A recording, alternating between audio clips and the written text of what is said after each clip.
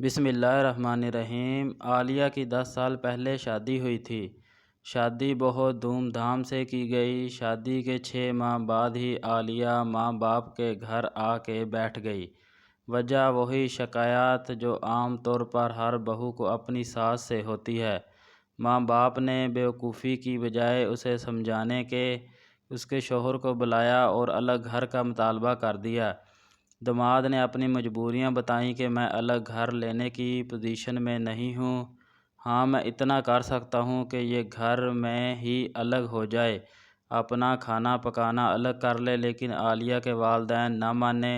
اس کی ماں کہنے لگی کہ ہماری بچی ہم پر بھاری نہیں ہے، کم اسے 2 وقت کا کھانا نہ کھلا سکیں۔ داماد نے بہت کوشش کی لیکن اس کے ماں باپ نے اسے بھیجنے سے انکار کر دیا۔ عالیہ بھی یہ سوچ کر ماں باپ کے گھر بیٹھ گئی کہ جب عقل ٹھکانے آئے گی تو مطالبہ پورا کر کے خود ہی لینے آئے گا، لیکن بیچارے شوہر کی اتنی پسلی ہی نہیں تھی کہ وہ الگ گھر کا بندوبست کر سکتا۔ عالیہ خاوند نے کچھ عرصہ تو صلح کی کوشش کی لیکن عالیہ کی ماں اپنی ضد پر اڑ گئی اور اپنی بیٹی کو نہ بھیجا۔ چند ماہ بعد عالیہ ایک بیٹے کی ماں بن گئی۔ خاوند نے اس موقع پر پھر صلح کی کوشش کی لیکن عالیہ کی ماں پھر ضد پکی تھی۔ داماد کو بے عزت کر کے گھر سے نکال دیا کہ جب تک میری بیٹی کے لیے الگ گھر کا بندوبست نہیں کرتے تب تک بیٹی نہیں بھیجوں گی۔ بیٹی بیچاری بول ہی نہ سکی، امی میں اب جانا چاہتی ہوں۔ اس بات کو اب 10 سال ہو چکے ہیں اور عالیہ اپنے بیٹے سمیت ابھی بھی ماں باپ کے گھر بیٹھی ہے۔ اس نے کئی بار جانے کا فیصلہ کیا لیکن ماں باپ کی عزت کی وجہ سے چپ رہی۔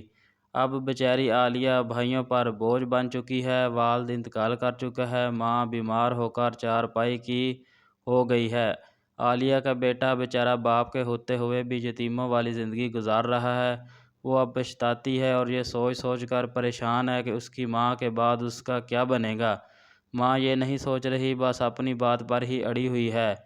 لوگ سمجھا سمجھا کر تھک گئے ہیں پر کسی کی بات بھی اس کی سمجھ میں نہیں آتی۔ میں سوچتی ہوں کہ کچھ والدین کتنے بیوقوف ہوتے ہیں، جذبات میں آ کر غلط فیصلے کر کے اپنی بیٹی کی زندگی تباہ کر دیتے ہیں۔ بیچاری ساری عمر بھائیوں کے طعنوں کا نشانہ بنتی ہے، ذلیل و خوار ہوتی ہے۔ وہ یہ نہیں سوچتے کہ بیٹی کی ضرورت صرف 2 وقت کی روٹی نہیں بلکہ اسے اپنے خاوند کا سہارا چاہیے۔ اس کے بچوں کو اپنے باپ کی ضرورت ہے۔ کاش کہ ماں باپ فیصلہ کرتے وقت جذبات کی بجائے عقل سے کام لیں اور کسی خاندان کو ٹوٹنے سے بچا لیں۔ کچھ بیٹیاں بھی بڑی عجیب ہوتی ہیں، خود کو توڑ لیتی ہیں مگر ماں باپ کا گھمنڈ نہیں ٹوٹنے دیتی۔